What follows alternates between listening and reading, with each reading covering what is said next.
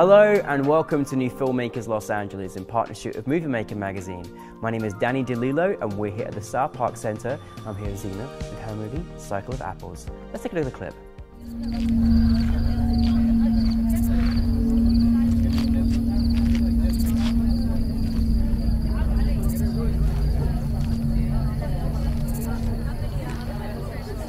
يا فاجرة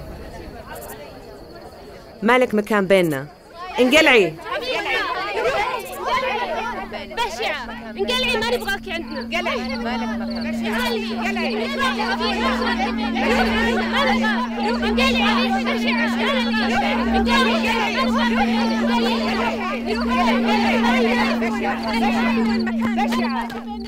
Thank you very much for being here and coming all the way from Detroit to be with us today. Oh, thank you for having me. Thank you so much. For those that haven't seen your film, tell us a brief synopsis.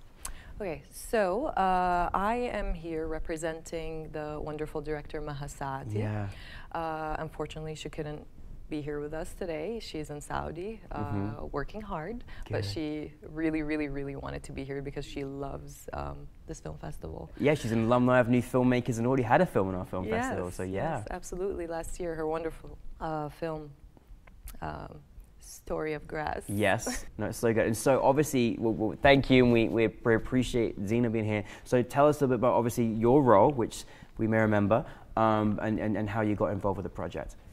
So I got involved in the project a little later on. The film was already developed and shot, and Maha, basically, I met Maha during the debut of her earlier film, and she watched one of my events right after. I'm an actress and a vocalist, and then she approached me and she said, "Oh my God, can you please do the soundtrack and the vocals for my new film?"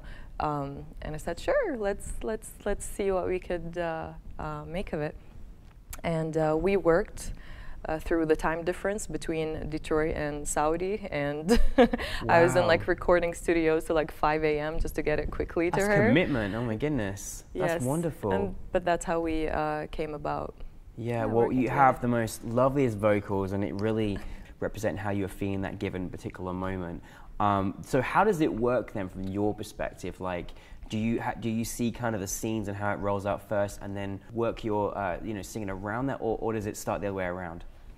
So since it was easier this time around, because normally when I work with other directors, the film would still be in process, so I wouldn't really know the final version of it until later, and then the ideas don't, you think they want something specific, but then they end up changing their minds about a certain scene, so you have to go back into the studio and do something else. Yeah. But with Maha, like I said, because everything was already shot and she was in her editing stages of the film, it was very helpful because she sent me the scenes and she said, "What do you think would sound, like here's the," she would give me the emotion, what she's trying to go for.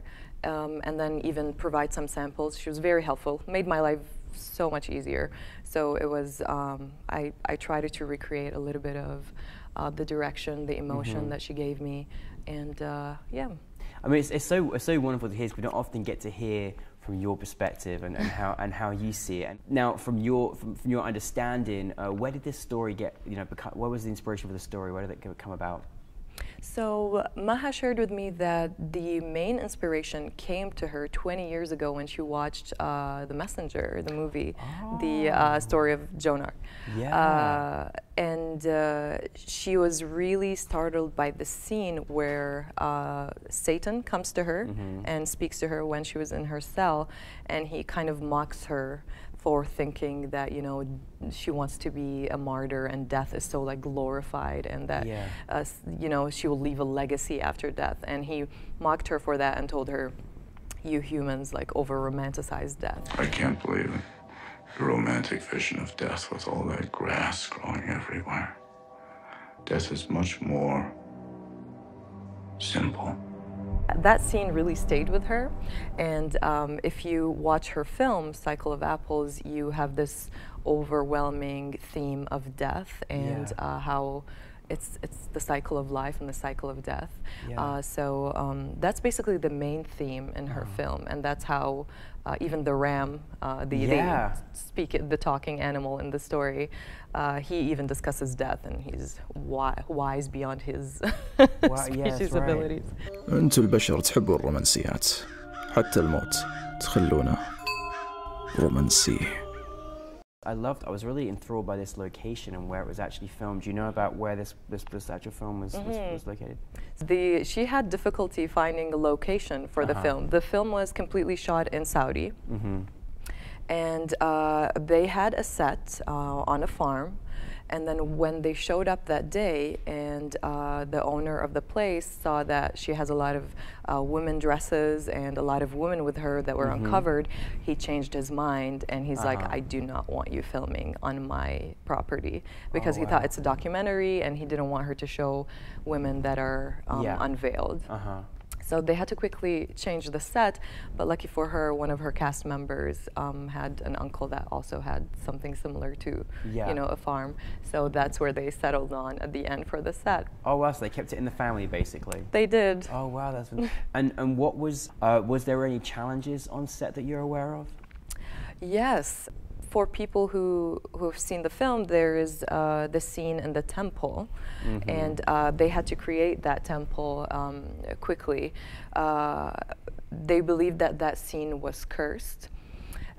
Because the character, the mother character in the film, was praying in the temple, but she's kind of like praying to like this unknown entity.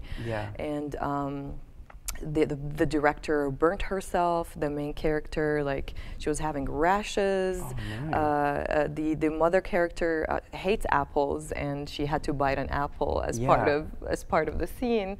It was just a completely cursed. Oh my goodness! Oh, and it started thundering and storming, and they had to wait, and they thought it was a sign. And Maha shared with me, it's so funny. She told her mother the story, and her mother told her that God is punishing them for making such a scene. Wow. So it was very intense, but she powered through and went through it. I mean, I've asked this question to a lot of filmmakers, and I've never actually had anyone say, yep, our scene was cursed, essentially. Like, that's a new one, and I believe it. This is a lot. Well, I'm glad that the film still got made. Yes. That's a very important thing. Now, obviously, this was a very special program at the home of the Academy of Motion Picture Arts and Science of New Filmmakers. What was that experience like for you, and seeing your involvement with it, and seeing the film up on the big screen? It felt wonderful. I mean, this community here around the new filmmakers is honestly made of the nicest people I've ever met. They're they seem like a real community. Everyone is super helpful. Everyone is amazingly talented, and they really make you feel like you're at home. So it was very easy for me to feel a part of the crew, so to speak. Very wonderful. I liked it. And it's very special because obviously it's a Lebanese program, and it's where you're from. And then, you know, it's a great celebration of films surrounded in Arab cinema, which don't see as much in LA. Was it nice to be involved with a particular program that celebrated that as well?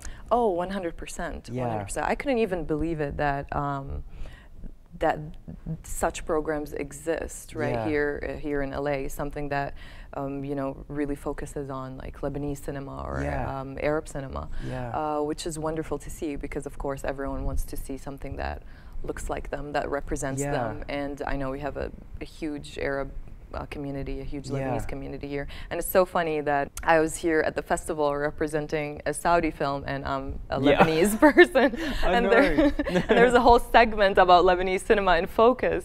But I got to meet those Lebanese directors, and they're absolutely wonderful. Their films are incredible, incredible stories told. And sitting there and watching them, I felt like I was a part of them without being a part of them. It was a very beautiful experience to watch. So now that you've made that project, what is next for you? Next for me, I am involved in a few projects. I actually sing with the National Arab Orchestra back in Detroit, which is phenomenal. It's like a dream come true. In October, I had my first concert with them, and I was there and with an entire orchestra behind me, and that was, I still can't believe it happened. It's like, you know, a dream. I'm also working on a jazz album with the Duderstadt Center at the University of Michigan, Ann Arbor.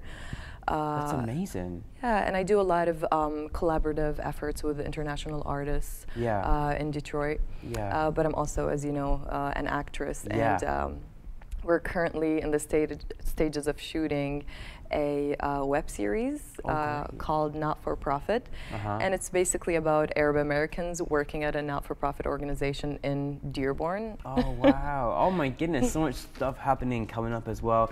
I'm so grateful that you're here, and it's such a delight. And now you're part of alumni as well as Maha as well, who's making her second film. Tell her to keep bringing more films to us, and hopefully you'll be part of a Lebanese program next time as well. Whatever it is, whatever month it is, please keep coming back to us, and thank you very much for your talents, and thank you for Cycle of Apples. Thank you so much for having me.